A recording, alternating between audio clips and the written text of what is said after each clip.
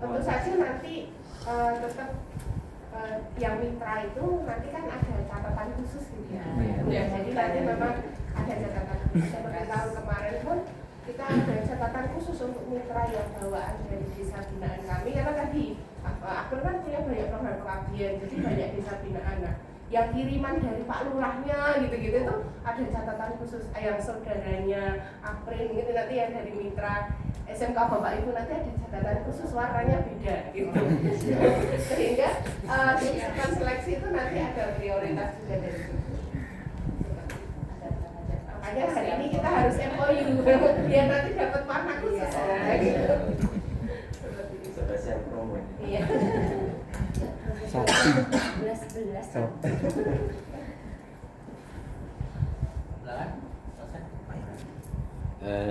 Saya mau menanyakan berkaitan dengan ini, berkaitan dengan BSR ataupun yang menggunakan jalur Hafiz 5 juz.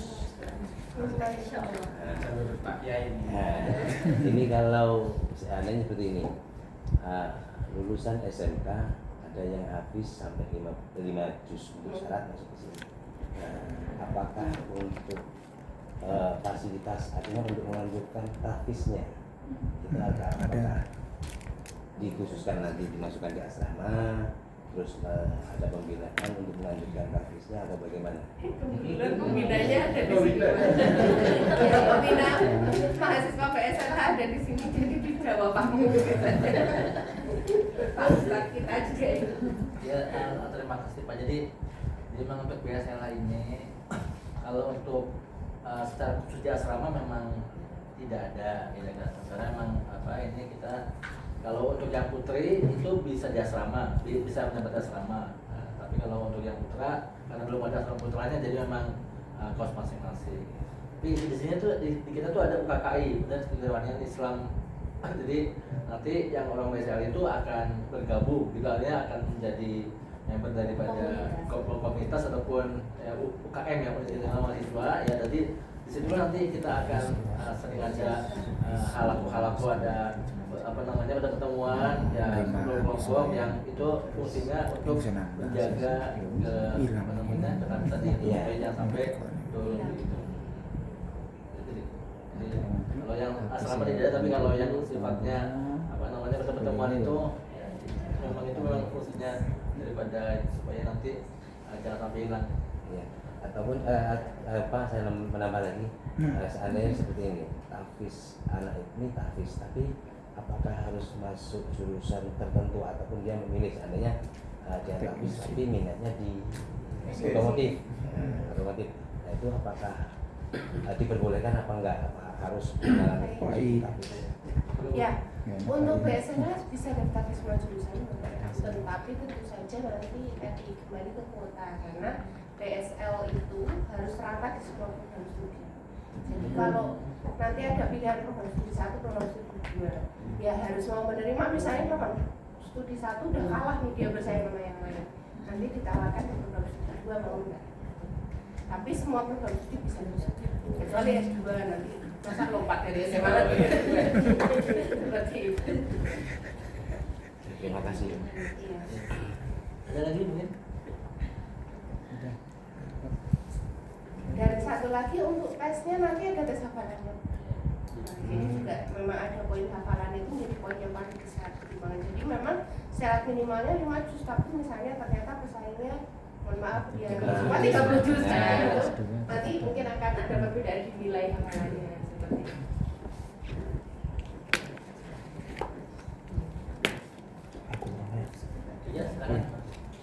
Izin Mbak ya, nama saya Hardia Priyansa.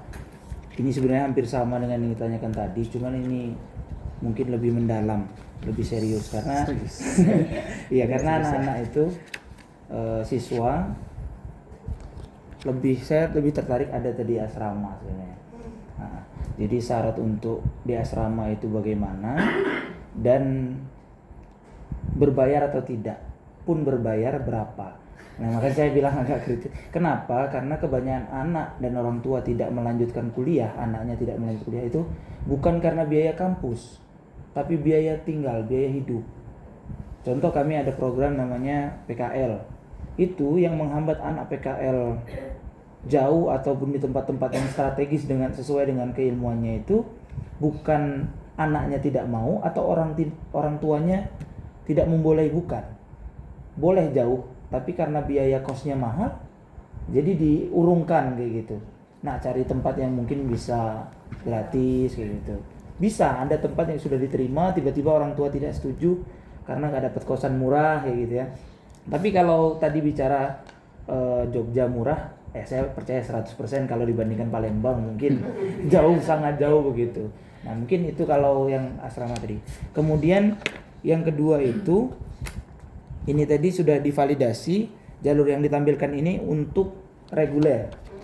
Kenapa saya bilang agak mendalam? Karena saya lihat contoh yang sesuai dengan jurusan kami saja, bisnis digital itu semester 1 itu 8.150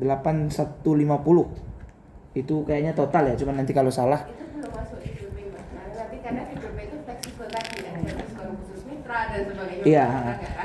Masuk. Artinya nanti tadi saya hitung-hitungannya apakah 8 ini aja dulu ya. 8 ini kalau umpamanya anak itu daftar di diskon Shopee tadi ya.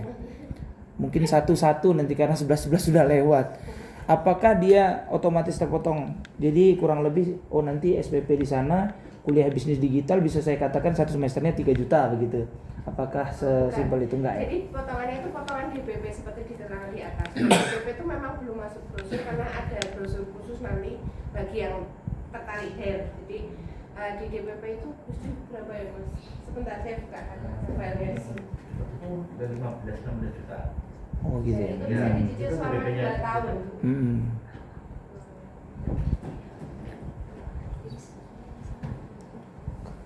Berarti ya.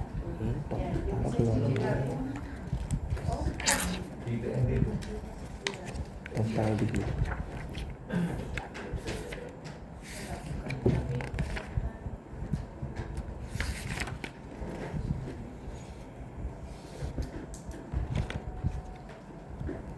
Ya, wajar sana.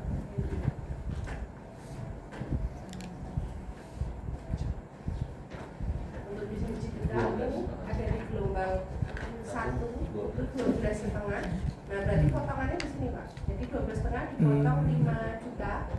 Artinya di 7 gitu ya. 7,5 dari Iya. itu bisa dicicil 2 tahun, Pak. Oh. Nah, cicil 2 tahun di luar biaya per semester. Jadi misalnya nih, semester 1 kan 6.650. Tambah mau nyicil tadi dari 7,5 mau dicicil berapa? Misalnya sini 3 juta, semester 2 sampai 3-4 sisanya misalnya gitu. Itu sistemnya ini ya Pak, Iya. awal, tengah, akhir. Jadi awal sebelum pembelajaran dimulai, kemudian tengah sebelum ujian tengah semester dimulai, dan akhir sebelum ujian akhir dimulai. Nah, jadi dan biaya per semester pun itu pembayarannya bisa dicicil lagi Bisa 3 kali dicicil. dalam 1 semester. Ya. Jadi misalnya nih Bapak pengen di semester sekarang 6.650 tambah nyicil DPP karena tadi udah dapat potongan jadi tinggal 7,5 juta, tak cicil 3 juta di sini. Berarti kan 9.650 1 semester. Itu bisa dibayar 3 tahap dalam 1 semester. Gitu.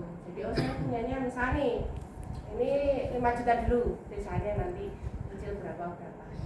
Jadi ini nanti di sebelum kuliah mulai, kemudian ini di saat UTS dan ini di akhir sebelum UAS harus lunasi yang semester itu. Dan 3 tahap dalam 1 semester itu berlaku untuk semua semester loh Bapak Ibu. Jadi dan ini nggak ada di BTS lain. Di BTS lain itu kebanyakan di awal semester ya harus lunas biaya selama 1 semester ke depan. Nah kami menawarkan bisa di tahap setiap semester sampai semester 8.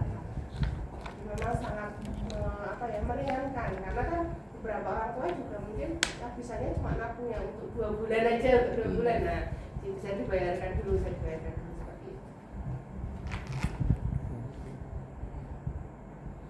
12,5.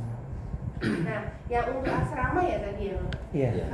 asrama itu memang prioritas dari mitra kami, tapi karena memang kamarnya terbatas, jadi beberapa memang sudah penuh. karena kami ada beberapa mitra industri juga yang menitipkan, jadi dia sudah karyawan tapi suruh kuliah di sini. Dan itu memang aturan dari industrinya harus di asrama Trisakti saat MOU. Jadi itu memang juga sudah memenuhi lebih dari 10 kayaknya lumayan banyak orang-orang RAPP. Nah seperti itu dari Riau, dari RAPP. Nah, seperti itu. Jadi untuk asramanya terbatas. Untuk biaya sebenarnya antara asrama dengan kos-kos di stasiun itu tidak signifikan Pak. Kos ini itu terkenal lebih murah daripada kos sekitaran UGM. Karena apa? Karena di sini yang dekat itu adalah Akprin dan UIN. Memang mahasiswa-mahasiswa ekonomis gitu loh maksudnya, bukan yang parlente gitu. Jadi memang biaya makannya, biaya kosnya itu memang lebih murah daripada rate yang di daerah sana. Aku menambahkan untuk jalur PMDK itu kita juga punya, kalau misalnya tidak di jalan pimpinan yang prestasi jalur TBK setelah nilai. Oh iya, nah selain jalur yang sudah kita sampaikan juga ada jalur khusus potongan DPP dari jalur UTBK.